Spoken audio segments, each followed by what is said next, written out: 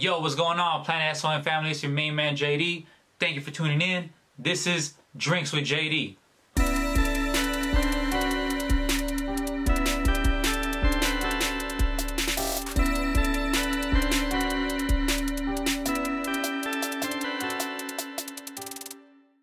The idea, I think just, I guess by fate, I don't know. So basically, long story short... No, please elaborate. Long story longer. So at the time... Let us know. At the time I was going through the only thing I could relate to it is like, have you ever seen Interview with a Vampire? Or Yes. Interview with... Okay, so when Brad Pitt is telling his story and he wanted to die, that was me. Okay. I love that movie because that's how I felt. I felt just like him. And I didn't care. I would just want to mess up anybody, you know? Wow, yeah. And then so I met one of my coaches who now is my business partner under our professor, Roy Harris. And then we just started training. And then in order for us to get fights, you know, because every fight was just... being canceled, or the girl got hurt, and you can't find anybody to replace that person, because in female fighting, it's just, there's so many, it's so rare. Okay. It's really rare. You have more male fighters than you have female. And then the idea just came about with our other coach. Let's just invite a lot of girls, and then let's just do like a kind of like an open mat, but it's gonna be like an open competition. Okay. And then it all started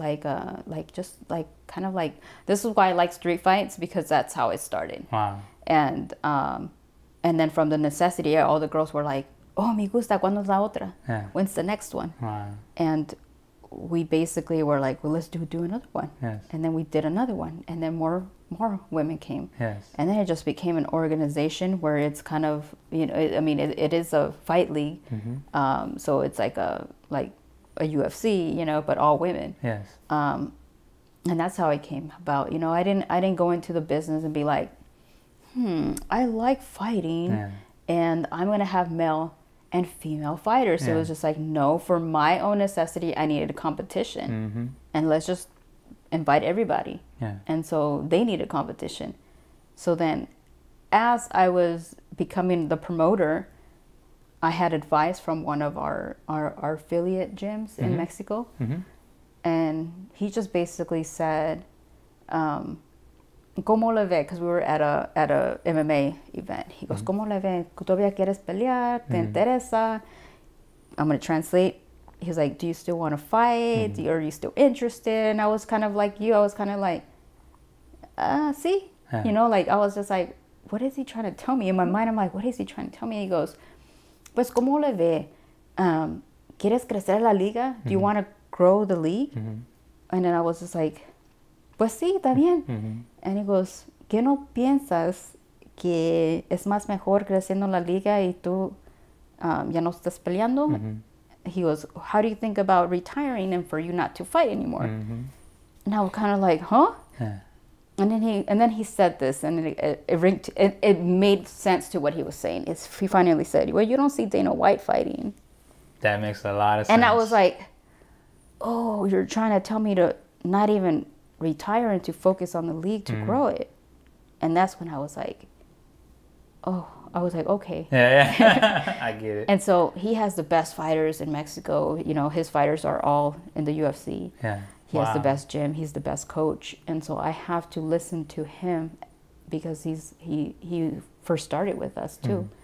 And so it's like I had to really retire, and so did my coach, business partner Miguel, but he's ended up training people. Yes. He has just a whole team of fighters. Yes. They're so amazing, and they're in Mexico City. Tactical Fight Academy, if you guys ever want to visit there. But yeah, he's amazing. He's like one of the best coaches, and he was one of the only coaches that actually ever wanted to work with me, because I was female. I tried to hit up a few gyms here in San Diego. I won't mention who, but this was early 2000. Like I said, I graduated early 2000, and I was always tiny. You know, I was like 105, like muscular. You know, like little muscular. And now I'm 120, with the help of like learning how to feed more of your body, because I burn so much so fast. But I remember walking into a gym and say, hey, like I was fresh out of high school. I was like, hey, I know how to box. I want to take some boxing, get my striking and stuff. Let's see if I could win some world titles. And they all like said, oh yeah, come in. No matter all the crap that they had achieve and believe and all this other stuff, none of them believed in me. Wow. And this place is in National City. Yeah. Boxing. Yeah. There's a few. So to leave it there, I don't want people to be like, I know which one you're talking about. Yeah. You got 3 choices. Yeah. And so they told me to get on the scale. When I got on the scale, they all laughed at me and they told me to get out. Wow. And really? Just like that? Yeah. Wow. It's a man's world.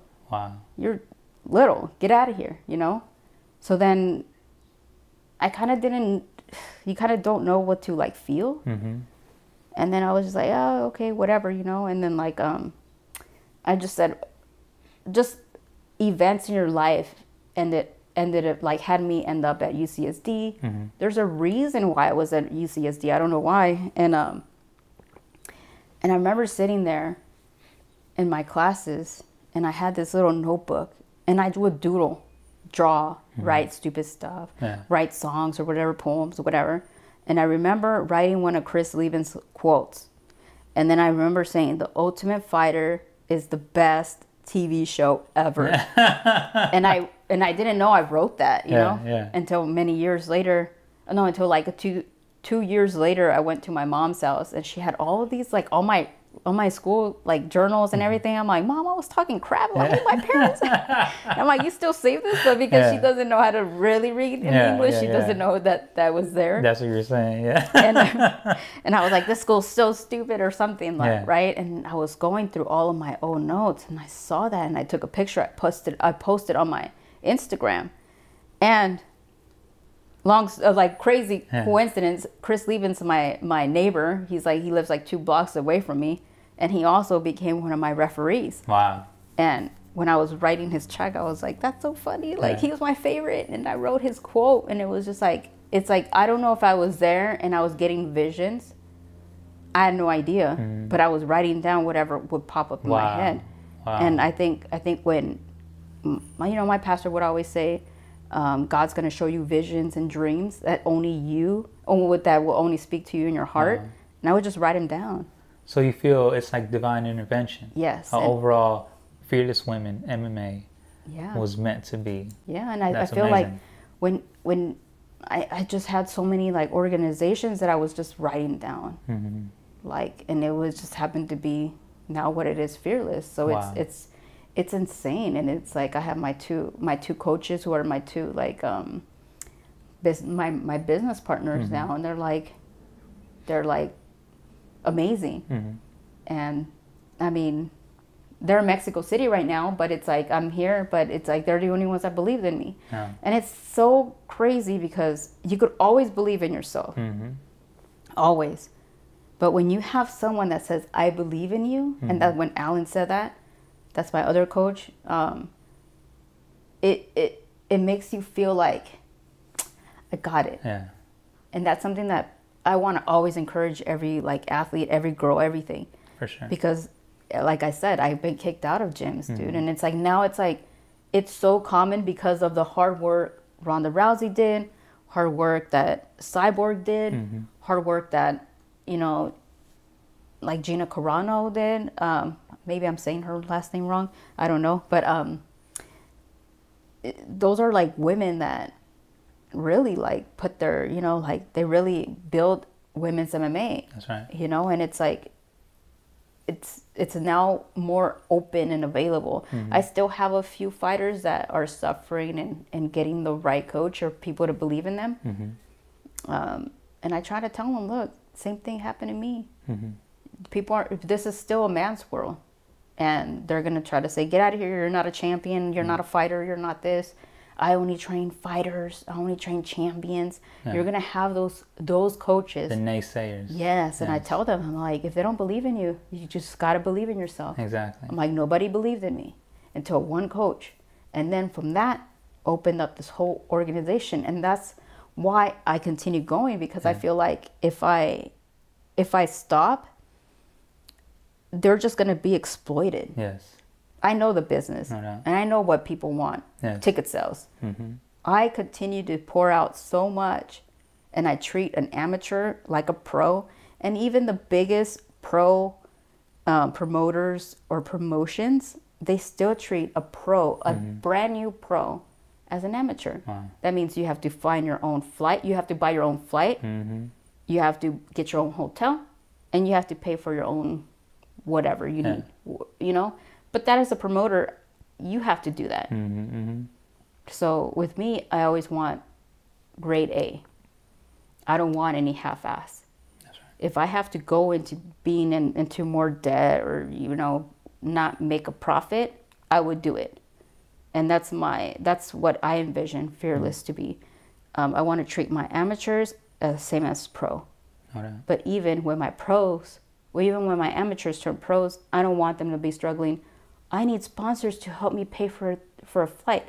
I'm like, shame on you, man. I'm like, shame on you. You guys are on UFC Fight Pass, and you guys are making these fighters' lives more harder, and you have to sell tickets. That's not the fighter's job. The fighter's job is to fight and to bring in a show. That's right. As a promoter, your number one job is to sell tickets.